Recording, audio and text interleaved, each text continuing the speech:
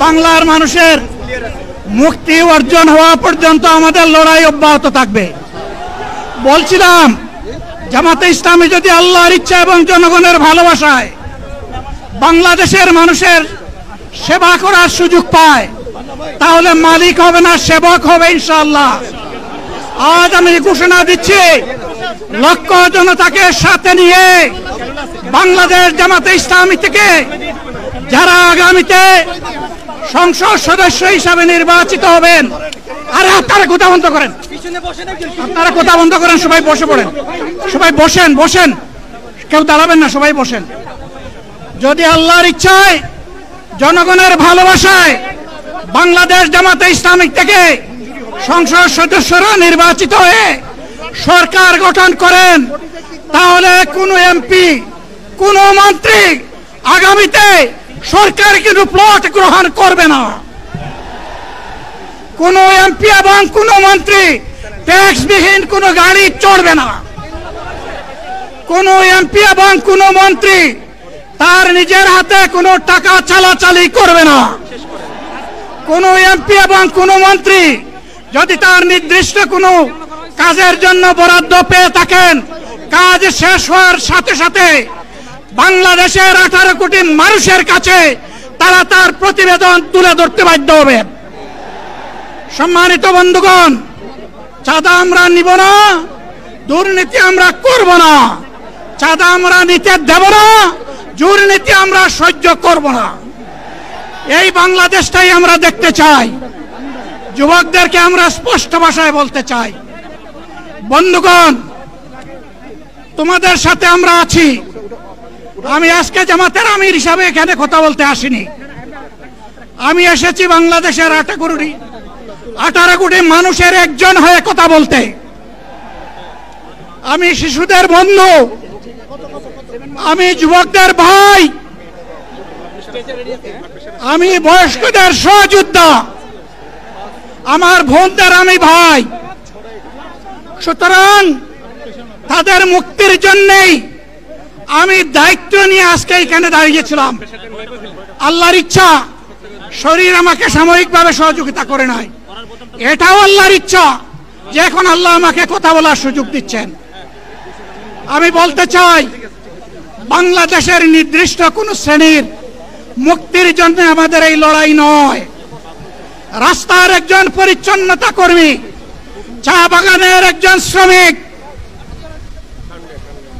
রক্ত পানি করে ঘাম জড়ানো আমার একজন রিক্সা চালক ভাই মাঠে ময়দানে বাংলাদেশের মানুষের মুখে যারা এক মুঠো ভাত তুলে দিতে চায়, আমার সেই কৃষক বন্ধুটি, আমি তাদের হয়ে আজকে এখানে কথা বলতে এসেছি।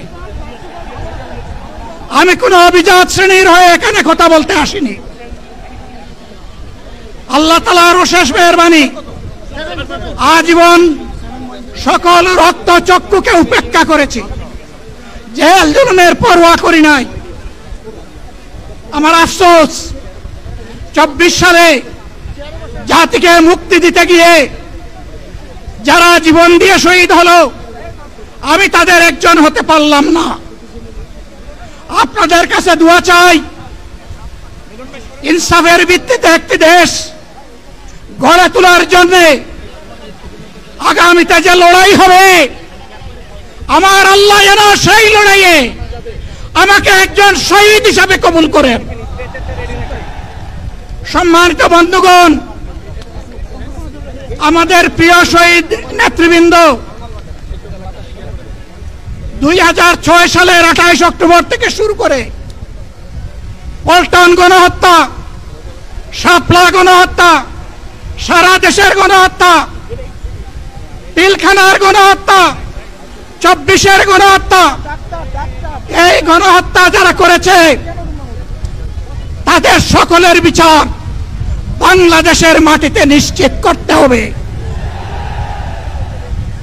এদের বিচারের দৃশ্যমান প্রক্রিয়া শুরু না করা পর্যন্ত পুরানা ব্যবস্থাপত্রে বাংলাদেশ আর চলবে না।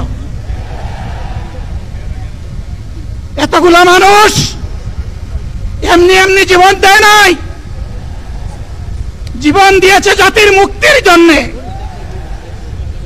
যদি বস্তা পোতা পুরানা সবকিছুই টিকে থাকবে, তাহলে কেন তারা জীবন দিয়েছিল? যারা ওই বস্তা পচা ব্যবস্থাপনায় বাংলাদেশকে আবার গড়তে চান, তাদেরকে আমরা বলি, জুলাই যুদ্ধ করে যারা জীবন দিয়েছে, আগে তাদের জীবনটা ফেরত এনে দেন। যদি শক্তি তাকে ফেরত এনে দেন। আপনারা পারবেন না, যেহেতু পারবেন না, কাজেই নতুন ব্যবস্থায় নতুন বাংলাদেশ গড়ে তোলা হবে ইনশাআল্লাহ। শিশু, কিশোর, যুবক, মা, বোন, শ্রমিক, ছাত্র জনতা, ব্যবসায়ী, সবাইকে যেই দেশ, যেই সংবিধান, যেই রাষ্ট্র নিরাপত্তা দিতে পারবে, সেই নতুন বাংলাদেশ আমরা গড়ে তুলতে চাই। ভাইয়েরা, আমাকে সবাই চাপ দিচ্ছে, কেউ বলে ভাই শেষ করেন, কেউ বলে চাচা শেষ করেন। আমি তাদেরকে নিশ্চয়তা দিয়ে বলছি, আমার মৌত আমার আল্লাহ নির্ধারিত সময় থেকে 1 সেকেন্ড আগে হবে না, এবং হায়াত যা দিয়েছেন তার 1 সেকেন্ড আগেও আমি যাব না। অতএব মহান আল্লাহর কাছে আবারও তৌফিক চাই। আপনাদের কাছে যে কষ্ট হয়েছে, আপনারা, আমি তো এখানে শান্তিতে বসাচ্ছিলাম, আর চতুর্দিকে শুধু দৃষ্টি বুলাচ্ছিলাম। কি কষ্ট হচ্ছে আমার ভাইদের। প্রিয় ভাইরা, এই কষ্ট আল্লাহর জন্য। এই কষ্ট কার জন্য? ইনশাআল্লাহ আল্লাহ তাআলা আপনাদেরকে তার উপযুক্ত জাযা দুনিয়ায় দিবেন, আখিরাতে দিবেন। আপনাদের এই ত্যাগের বিনিময়ে নতুন বাংলাদেশ আমরা পেয়ে যাব। আসুন সেই নতুন বাংলাদেশের জন্য একবার স্লোগান দিয়ে শেষ করি, নারায়ে তাকবীর। আসসালামু আলাইকুম ওয়া রাহমাতুল্লাহ।